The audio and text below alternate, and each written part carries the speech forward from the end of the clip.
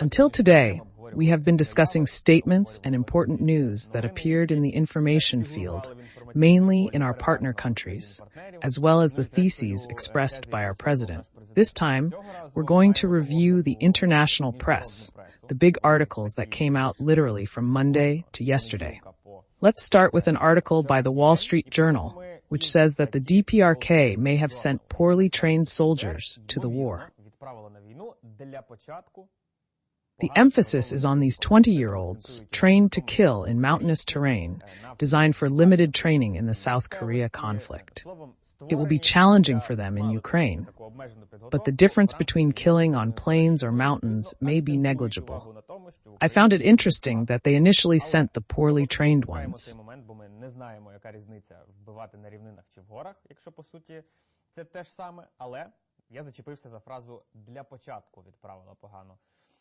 Should we expect regular tranches or transfers? This is currently being discussed at least in a one-time manner. Our future remains uncertain, although I can explain it differently. Let's say we sent young fighters as an option, because all forms of interpretation of reality include different angles of view on the situation. Тому що, як варіант, тому що це, власне, всі форми інтерпретації дійсності, вони включають там різні кути погляду на ситуацію. Youth is the absence, among other things, of the ingrained thinking of previous generations. Ms. Mariana Bazula likes to write from time to time that, in her opinion, our leadership is inadequate, sometimes because they have a scoop firmware. Accordingly, they are not capable of taking new dizzying steps related to the introduction of the latest practices. Youth is a blank slate with no traces left on it. It can be taught, and it quickly grasps new information. And most importantly, he has enough time to pass on these skills and teach them to new and young soldiers. Therefore, the physics is at a higher level if we are talking about soldiers, and the skills related to learning the material are also at a high level. Skills related to, for example, language acquisition, or, let's say, these same soldiers, due to the strength of their youth, know certain basics of English, which can bring communication closer. And therefore, in terms of experience, information, and understanding of the situation, they are more useful as future instructors for the armed forces of, for example, North Korea, if they return from the territory of Ukraine. This is a perfectly acceptable argument. Why not? We don't really know who was killed in North Korea in the mountains and who was killed in the forest, or in fact in the desert or steppe.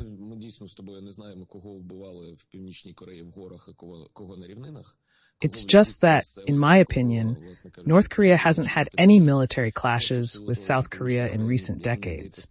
And in terms of them fighting with the Russians or the Chinese and killing each other, I don't recall any clashes on their land borders either. So this is some additional exposure for the beauty that the journalist describes about the first, second, third, or fourth party. Додана експозиція для красоти повісті, яку описує журналіст. Again, we need to pay attention to the area in which the Russian Federation will use North Korean troops. And here we have a message from none other than Mr. Joseph Biden. В якій місцевості Російська Федерація буде використовувати війська Північної Кореї. І тут нам посил з даного приводу дає не аби хто, а пан Джозеф Байден. To my deep sadness, our media are only able to interpret his words in a joking way, making notes about how a political captain of the obvious has finally appeared. I didn't write this. It was reported by the Dzerkalo Tizhnia Telegram channel. When asked about North Korean troops, he naturally expressed concern, but added that Ukraine should strike back if these troops appeared on its territory. It is important not to ridicule such statements, which, in principle, look obvious, but to understand the wording in the paragraph, how they can appear on its territory.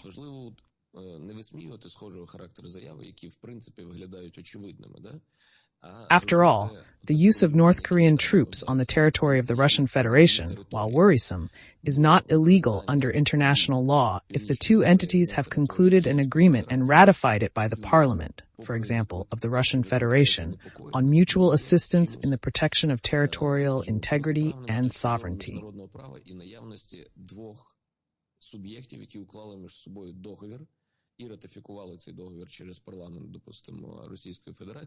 If Russia invites the North Koreans to protect the territorial integrity and sovereignty in the part of the territory that is not disputed by Russian and Ukrainian legislation, this applies to the Kursk region.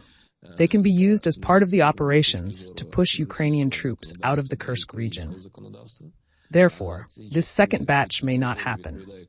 If the first batch, together with other units of the Russian armed forces, succeeds, the further advance of these soldiers into the territory of Ukraine is currently uncertain. Mr. Biden, despite being ridiculed by our media, provides criteria for assessing the escalation as having reached another level. It will be when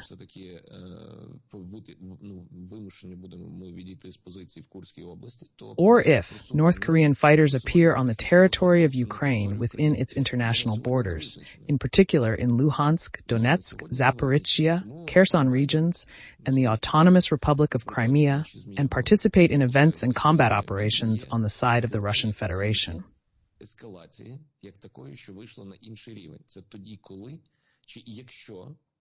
If we interpret his words this way, it suggests North Korea is preparing for war in another country.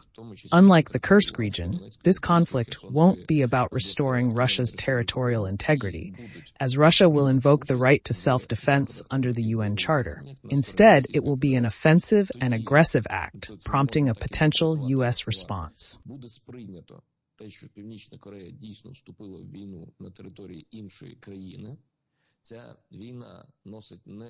When this moment will come, and if it will come at all, he did not provide information about this.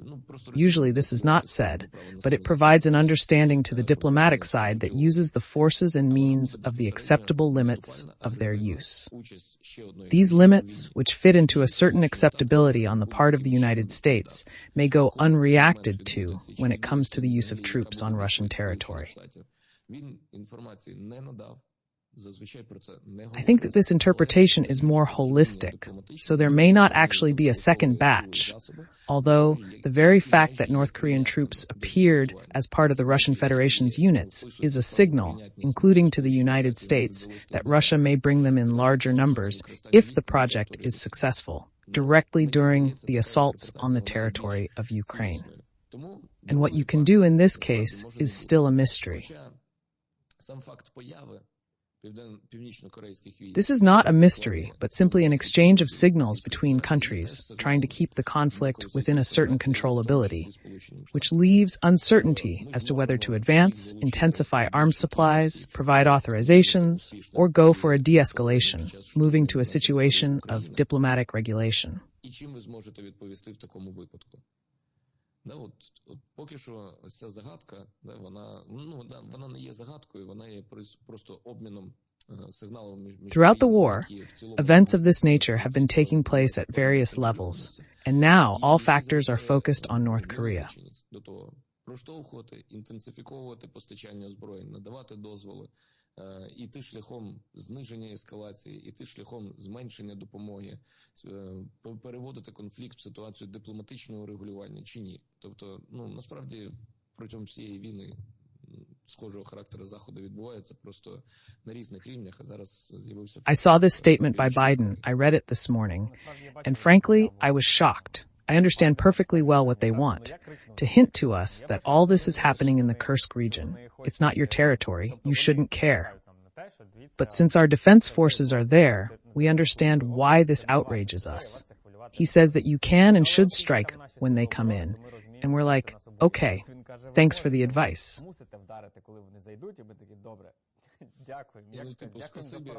Previously, we thought the Koreans were going to attack, and that we had to let them through as expected. Thanks to Mr. Biden for the guidance. Speaking of invaluable support, the Wall Street Journal noted that the Pentagon is running out of air defense missiles, as they are being used faster than they can be produced. Написали про те, що в Пентагоні і загалом в Сполучених Штатах закінчуються ракети до систем протиповітряної оборони, тому що This is not only because of the Russian-Ukrainian war, but also because of the Yemeni Houthis, because of the attacks by Iran, Hezbollah, and Hamas on Israel, where the Americans also supply various missiles for air defense systems. We are, of course, only interested in our situation and what to expect, especially in the context of the news that the Financial Times reported last night that Ukraine and Russia are agreeing to stop strikes on strategic targets. Well, again, the wording that they are ending does not mean that they do not exist. That is, the United States has, let's say, a non-combustible reserve, one that it cannot use without compromising its own national security and defense. And I think economists have written about this, too. In short, there was a publication yesterday that said that we cannot supply Ukraine with more ammunition and so on without harming our interests in other areas or in other locations.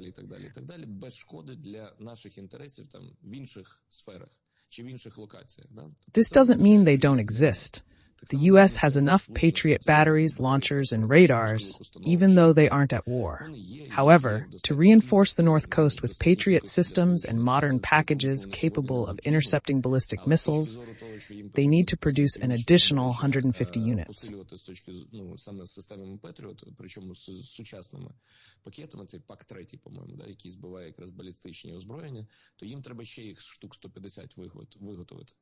They talk about this in their strategy regarding nuclear deterrence with the Russian Federation. But indeed, at the moment, they have some unused batteries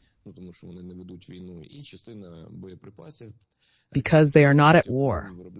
And some of the ammunition for Patriot missiles, I think, is produced between 300 and 500 per year, depending on how reliable the information released by the manufacturer is. They are trying to increase production volume, but with limited success. The key issue isn't just stockpiles, but the economics of war. The Russian Federation uses various ballistic missiles, and not all Patriot systems can intercept them. Each interceptor missile from the third package costs the U.S. between $4 million and $6 million. Перехоплювач до ПАК-3, який збиває балістику, коштує за внутрішніми цінами для Сполучених Штатів там від 4 до 6 мільйонів. Representatives of the movement Protect Ukraine Now shared that they track costs through Pentagon documents and micro-contracts. For the foreign market, the cost of a single launcher missile, not the entire cassette, can reach up to $8 million.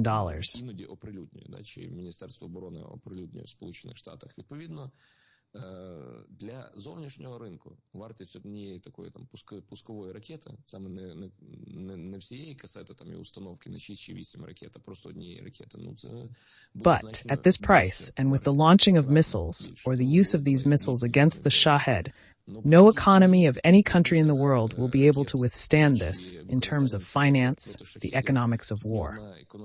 A Shahed costs, say, $50,000, and the use of missiles of a similar nature for $8 or say $6 or $4 million is a senseless use of a resource, and a limited resource at that. Here, the financial and quantity factors come into play. That's why they say that we have them, but we, in principle, also need them. What do we need? We have risks. We have already talked about when China will be ready for war with the United States, 27th, 30th, 35th year, by say 2000, in my opinion, 39th or 40th year they will be ready. We need to form our own composition.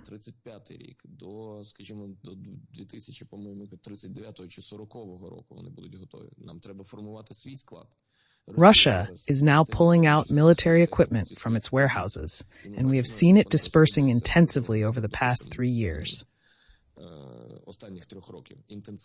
We initially mocked old tanks and guns, but they have proven effective for shell launches.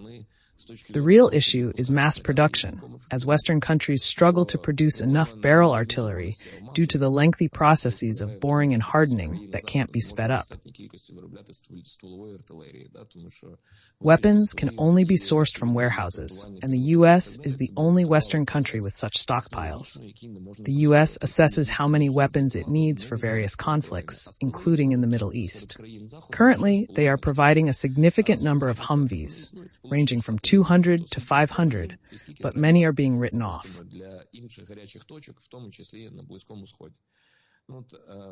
От зараз у нас сьогодні з'явилася інформація про те, що вони нам передають Хамві, да?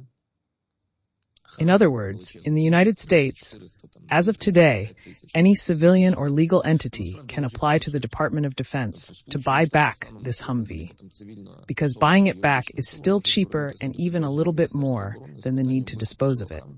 So this vehicle, while it is quite effective, give or take, is not a vehicle that is used by the United States military in potential future conflicts.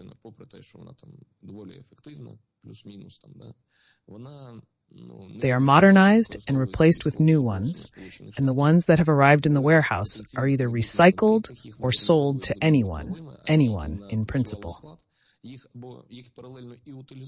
Therefore, whether these vehicles are systems that strengthen us, or whether they are systems that are transferred to us in order to reduce, among other things, their disposal costs, is a rather relative question. We cannot talk about it. But these are vehicles that are not considered armored vehicles. They are not vehicles that affect the battlefield.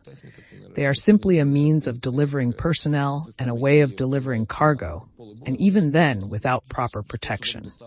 If we are talking about the number of tanks we need, there was also a publication with figures that we need at least 200 tanks for the existing brigades and about 600 more for the potential brigades we plan to form.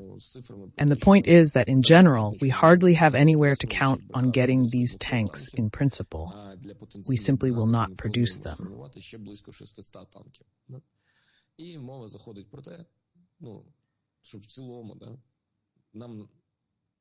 Despite the fact that tanks that are damaged return to the battlefield in 80% of cases after repairs, if they can be towed away, repaired, and then returned to the front. So those that get repaired return to the battlefield in 80% of cases. I think we have received about 900 of them over the entire period of assistance, mostly from European countries, and above all, Eastern Europe. And most of them were old Soviet models, Abrams. We heard this wonderful figure of 31 units, which was provided after the offensive in the south and east was completed. And even then, some of them have already been lost, and those Abrams are without the appropriate means to give them a competitive advantage over, say, Russian ones. І то з них уже частина втрачена. І то Абрамси прибувають без відповідних засобів, які надають їм конкурентну перевагу в порівнянні, допустимо, з російськими Т-танками. The U.S. has weapons and financial resources and can increase supplies, but it chooses not to due to national security priorities, which from its perspective do not focus on Ukraine. This reflects the U.S. hierarchy of interests, its own security, the security of its allies, and supporting those fighting its enemies.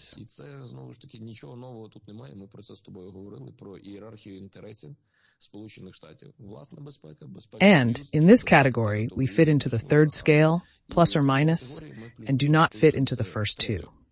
That is why we use the wording that the protection of Ukraine's airspace is more the responsibility of our European partners.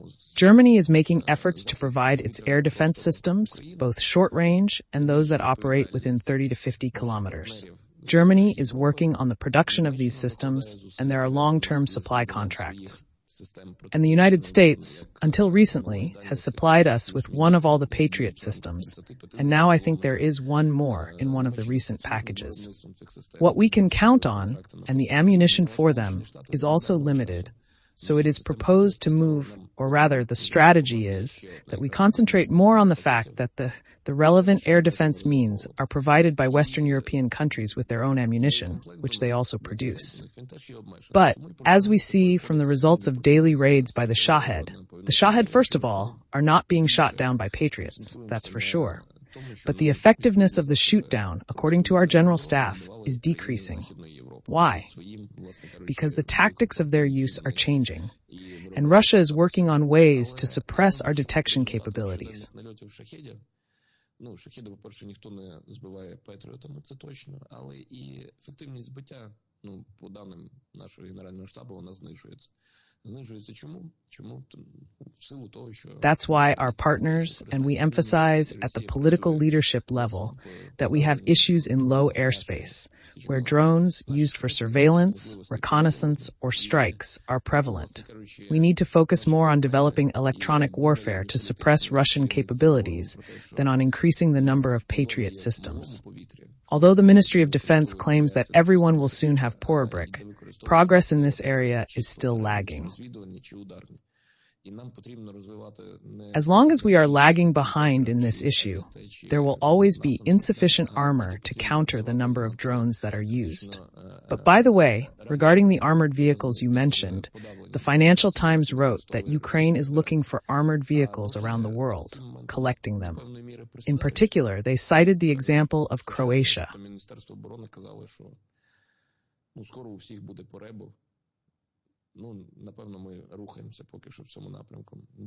They mentioned Humvees, but they didn't mention American Humvees. They talked about Croatia in general.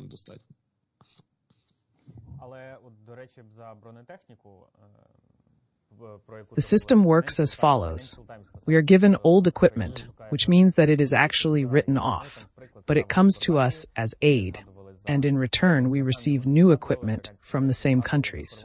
For example, the United States. They wrote this article in the context of the fact that Ukraine cannot provide new brigades in the same way as old ones, because they also need to be provided with and maintain the proper level of equipment in their equipment and staffing. But out of the 14 brigades, 4 cannot yet be provided with equipment, and these new brigades are needed to replace the old ones. 14 бригад 4 не можуть забезпечити поки що технікою. А ці нові бригади потрібні, щоб виходили на заміну старим. The Economist writes that Ukrainian commanders are basically worried about how to keep the defense going, putting all these factors together. Financial Times, The Wall Street Journal, The Economist, they expressed a negative outlook, agreeing to stop strikes on energy infrastructure and emphasizing the need for global equipment due to insufficient partner support. Their uncertainty about holding the front line suggests a shift toward the concept discussed 2 weeks ago, when talks with Russia were abruptly halted. We seem to be facing a decrease in support from our allies rather than an increase. And I think we even talked about this yesterday. If we are talking about negotiations, these are negotiations that will not take place according to our concept of a strong position. My point is that this is moving more toward coercion. No. Well, look, you and I are listing the factors of reality, the facts of reality, that let's say we assume that the Western press has written accurately. Well, if you listen to our Kostenko, a fragment of an interview, yes, he is one of the few who gives interviews. He says there is no catastrophe. Everything is fine. Well, okay, everything is fine, so everything is fine. Then we can compare Kostenko's words with the materials of the Wall Street Journal and other publications that work in an industry-specific, substantive way and talk about a certain number of unified phrases. Галузево, предметно, говорять про якусь кількість і уніфіковані фрази. Все нормально. Все окей. Ситуація на фронті, просто в Росії зараз є перевага. The situation at the front seems fine, with Russia currently having an advantage in resources and manpower. However, it's not catastrophic, and this advantage will eventually end. While we hope to regain an advantage, it relies on our partners, who don't appear to be providing that support. How can we claim everything is okay and enter negotiations from a strong position under these circumstances?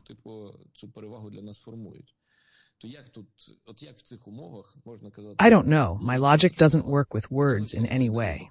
I'm trying to put this puzzle together, but it doesn't fit. Nevertheless, you and I remain hostage, in a good sense of the word, to the political speeches and inspiring statements of our political leadership that negotiations, if possible, will be based on our formula for peace, following our summit with a strong position.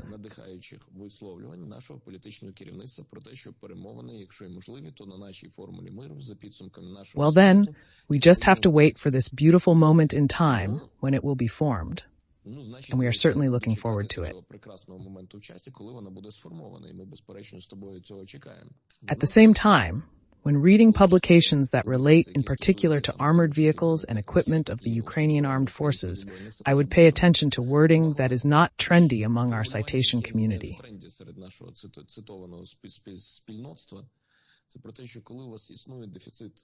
It means that when you have a shortage of equipment or means of countering electronic warfare or means of countering air threats, the only thing you can do is to compensate for the lack of these resources by increasing human resources and, accordingly, increasing casualties among the personnel. And I do not like this wording even less than the wording about negotiations that may or may not take place. Because it turns out that we are not given enough armor, air defense, etc., to counteract in a technical sense, to have parity in strikes in matters related to artillery, to work on air targets, on the same guided bombs that Russia uses, and we are suffering losses. Yes, because the losses of personnel are logically increasing, compensated or should be compensated by new human resources. But even in terms of human resources or mobilization potential, Russia still has the advantage.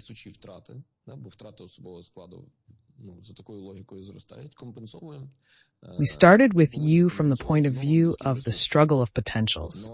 Plus, it is still compensating for this potential with imports. So up to what point, where is this moment of fragility, when the human potential or the mobilization resource that is used will not be able to deter the enemy's attack? Again, all the formulations are unpleasant, the ones we say, and the logic of judgment is also unpleasant. But you cannot be people in a technological war, in which Christopher Cavalli, I think, said last week that they count on accuracy and quality in the event of a clash with Russia, and Russia counts on quantity. We are being asked to compete with Russia in quantity, where they have the advantage. This approach doesn't align with a strategy of limited supplies. Relying on human resources to compensate for limited supplies won't yield success or a strong negotiating position. It's worth considering. Many countries around the world still use Soviet or former Soviet military equipment.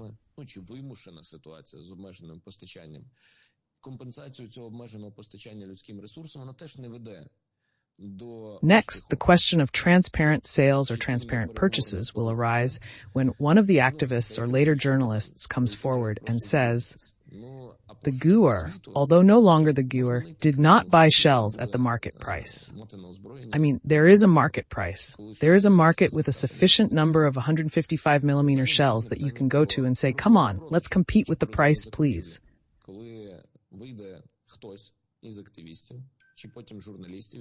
You know that we have a deficit here, so sell us $800, as it was, let's say, at the cost as of 21.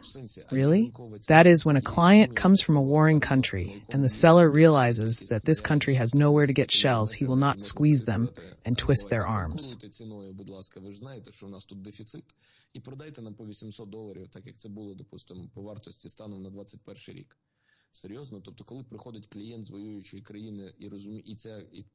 These will definitely not be transparent sales from the United States.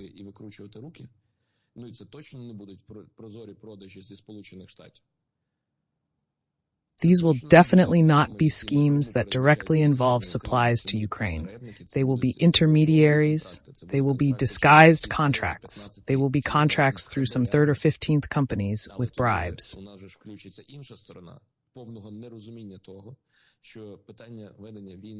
The other side will become involved, leading to the misunderstanding that war and peace aren't simply matters of market economies or buying potatoes. We've seen this before, with journalistic investigations accusing our intelligence departments of suggesting that high prices mean we should buy cheaper options, despite the risks. Additionally, are we sure that countries with military equipment have better relations with us than with Russia? Can we be certain that Russia hasn't already purchased that equipment or is willing to pay bribes given its greater economic resources?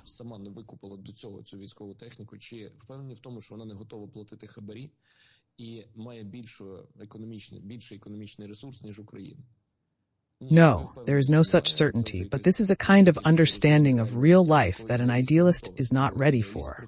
An idealist works in the category, since we have the goods, we must help the country that has been aggressed. But once there is a commodity, the capitalist moves in the direction of making a profit. That's why I'm sorry, in the sense that these puzzles that we are discussing with you on the air today, despite the fact that they exist, somehow do not unify in people's minds. People still tend to take political statements that promise a wonderful, bright future more seriously, despite the fact that every day, or every month, or every week that we live is happening on the battlefield in the context of people or personnel covering the insufficient supplies that in fact we do not receive from our partners. And most importantly, our partners are demonstrating in every possible way that they do not plan to supply any more, even if they have the opportunity.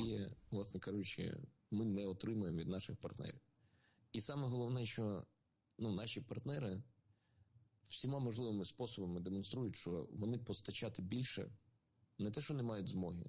As you said, it was a difficult conversation, but unfortunately, it is real. I would like it to be different, and I really like the phrase that military procurement is not the same as buying potatoes at the market.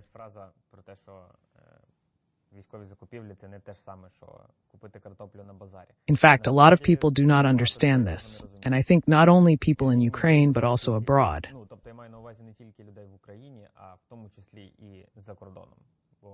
In today's social media landscape, destabilizing a country or changing someone's opinion on supporting us can occur with just one retweet.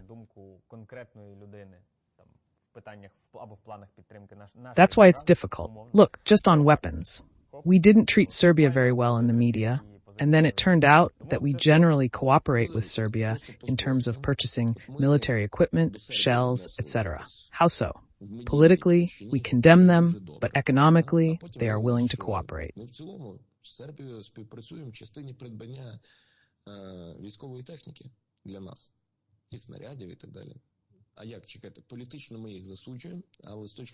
Let's look then at the situation regarding the necessary equipment and old systems, such as tanks.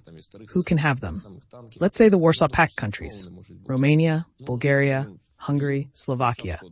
The Czech Republic has probably already transferred everything, give or take Hungary, but in order for Hungary to be on our side and give us the appropriate equipment.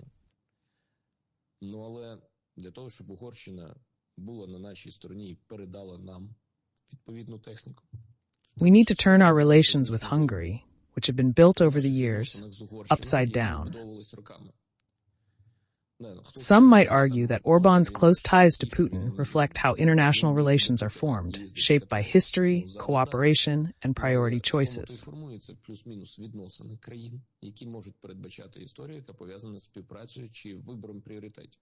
India is halfway there. We talked about it yesterday. That half of the army's supplies or armament is Soviet-style weaponry. It seemed like a no-brainer, but no, it seemed like rearming India was a priority by their standards, a priority for the North Atlantic Alliance, because they would be bringing it into their sphere of influence, interests, and so on. They can also agree on a substitution. You give it to the Czech Republic gives it to Ukraine, and we conditionally give you Abrams in return. Well, I'm speaking in a very unified way, yes, or let's say air defense systems, or let's say aviation. The Indian fleet there is, in my opinion, dry, and Russian MiGs, all of which are mostly the ones we are trained to fly. But for some reason it didn't work, despite the fact this country has the weapons that our military are trained to use and have experience with. And for some reason this is not happening. They say it's India's position. Well, India's position is a good explanation, but this explanation requires understanding that every other country also has a certain position, and the degree of its involvement or the degree of its support is the degree of our work in the past, today, on the diplomatic front, on the economic front, and the ability to negotiate. And just because of a tweet or a post with indignation, this position will not change at all. Yes, but writing on Twitter is a holy thing. It's a holy thing to tag everyone and say, President of the United States, please respond. He will write you a reply right away. Well, but this is one of the ways that was effective at the beginning of the full-scale invasion, When leaders of countries, prime ministers, politicians, let's not even talk about leaders, were bombarded with tweets like this, and they were forced to do something. I think it worked in the beginning when it was very massive. Now perhaps it doesn't work. It just, let's say, increased interest in the topic, let's call it that. But the fact that it doesn't work now is a fact that we cannot avoid. Можливо, не працювало, це просто, скажімо так, підвищувало цікавість до теми. Назвемо це так. Але от те, що це не працює зараз, це вже факт, якого уникнути ми не можемо. Andriy, thank you for the conversation. To our viewers, thank you for watching. We won't be saying goodbye for long. We'll see you again tomorrow morning. So we'll see you then. До зустрічі.